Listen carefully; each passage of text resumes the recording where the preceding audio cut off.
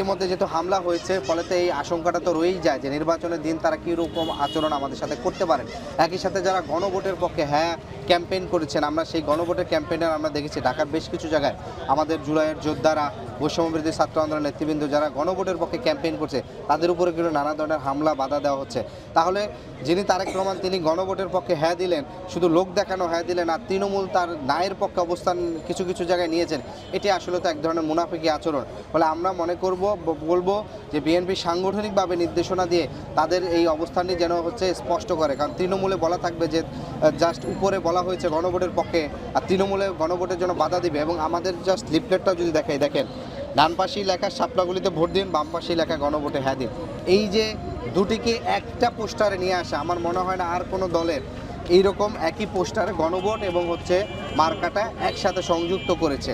সেই জায়গাটিতে আমরা সর্বোচ্চ চেষ্টা করতেছি। আমরা আমাদের বার্তাগুলো স্পষ্ট বলেছি, আমরা নিরাপদ, পরিকল্পিত এবং একটি ইনসাফের নগরী করতে চাই। এই 18 আসনের প্রত্যেকটি ওয়ার্ডের প্রত্যেকটি নাগরিক যেন সমান নাগরিক সুবিধা এবং নাগরিক অধিকার যেন নিশ্চিত হয়।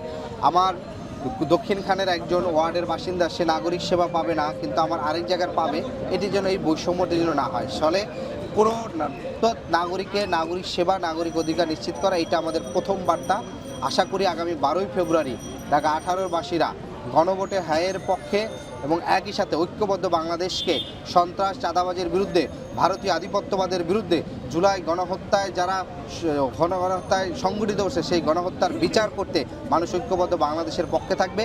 ঢাকা 18বাসী ঐক্যবদ্ধ, এখানে আমরা 11 দল একসাথে ঐক্যবদ্ধ। আপনি দেখবেন যে আমাদের এখানে বাংলাদেশ জামাত ইসলাম, এনসিপি এবং একই সাথে জুলাই গণ অভ্যুত্থানে যারা সম্মুখ সারির যোদ্ধা, তারা একসাথে আমরা কিন্তু কাজ করতেছি।